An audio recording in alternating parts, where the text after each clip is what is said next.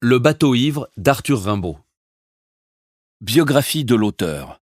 Arthur Rimbaud, né Jean-Nicolas Arthur Rimbaud en 1854 à Charleville en France et décédé en 1891 à Marseille, est une figure emblématique de la littérature française. Sa vie brève mais intense et son œuvre poétique marquée par des densités thématiques et stylistiques exceptionnelles font de lui un des poètes les plus influents et légendaires. Rimbaud commence à écrire ses premiers poèmes à l'âge de 15 ans. Rapidement, il développe une originalité frappante, cherchant à dépasser les influences de ses contemporains, tels que Charles Baudelaire, Victor Hugo et Théodore de Banville. Il théorise le rôle du poète comme un voyant capable de transcender les perceptions humaines ordinaires, quitte à sacrifier sa propre intégrité mentale ou physique. Cette quête d'innovation le mène à expérimenter avec le poème en prose, enrichissant ses textes qui influenceront profondément les mouvements poétiques ultérieurs, notamment le surréalisme. Sa relation tumultueuse avec le poète Paul Verlaine est également célèbre, marquant profondément son œuvre et sa vie. Vers l'âge de 20 ans, Rimbaud abandonne soudainement la littérature, ayant publié un seul ouvrage à compte d'auteur, Une saison en enfer, et quelques poèmes dans des revues confidentielles. Il se tourne alors vers une vie d'aventure, apprenant plusieurs langues et voyageant jusqu'en Abyssinie, l'actuelle Éthiopie, où il devient négociant et explorateur. Son œuvre, bien que limitée dans le temps, comprend des poèmes célèbres tels que Le bateau ivre, Le dormeur du Val et Voyelle. La précocité de son génie, sa carrière littéraire fulgurante et sa vie brève et aventureuse contribuent à forger sa légende, faisant de Rimbaud une figure majeure non seulement de la littérature française, mais aussi mondiale. Rimbaud meurt à l'âge de 37 ans à Marseille des suites d'une maladie, laissant derrière lui une œuvre qui continue d'inspirer et de fasciner. Sa sépulture se trouve au cimetière de Charleville. Sa vie et son œuvre ont été célébrées et étudiées à travers diverses biographies, études littéraires, adaptations cinématographiques et hommages artistiques, témoignant de l'impact indélébile qu'il a laissé dans le monde de la littérature et au-delà. Résumé de l'œuvre. Le bateau ivre est un poème d'Arthur Rimbaud écrit à la fin de l'été 1871 alors qu'il n'avait que 16 ans. Ce poème, composé de 25 quatrains d'alexandrin, raconte l'odyssée d'un bateau sans maître qui se laisse dériver sur les flots. Le bateau personnifié narre ses aventures maritimes, ses rencontres avec des paysages exotiques et fantastiques, ses luttes contre les éléments naturels et exprime ses sensations et émotions face à l'immensité et à la beauté du monde marin. Le poème débute par l'évocation de la liberté du bateau qui, libéré des contraintes humaines, part à la découverte des merveilles et des horreurs de l'océan.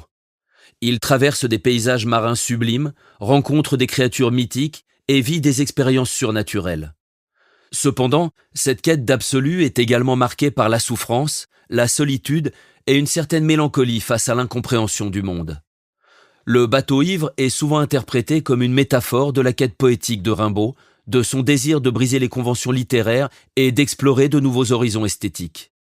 Le poème reflète également le thème de la dérive existentielle, de la recherche d'une liberté absolue, mais aussi de ses limites et de son coût émotionnel.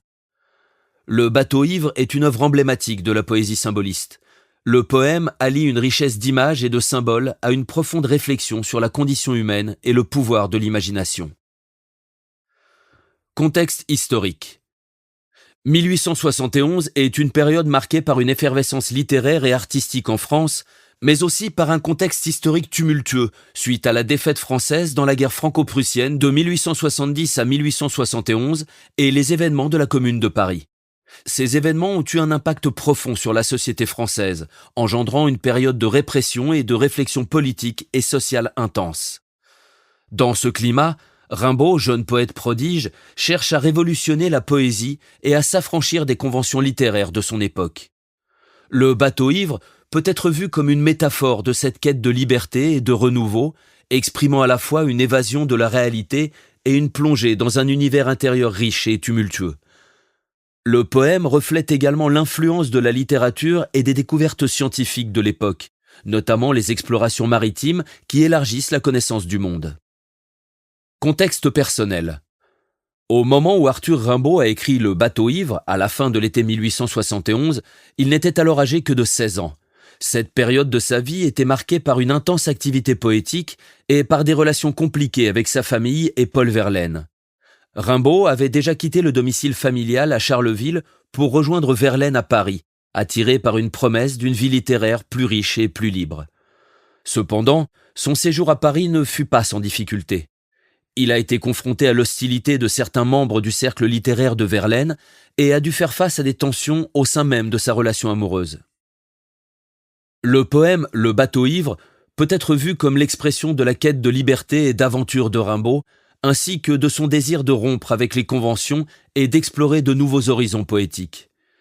Rimbaud a envoyé ce poème à Verlaine avant de le rejoindre à Paris, et il a été reçu comme une révélation de son génie poétique. Le poème a été lu lors d'une réunion des Vilains Bonhommes en septembre 1871, où il a impressionné l'auditoire par son audace formelle et thématique. Cette période était donc pour Rimbaud un moment de transition intense, à la fois personnelle et poétique, marqué par la recherche d'une nouvelle expression poétique et par des expériences de vie qui le poussaient à repousser ses propres limites.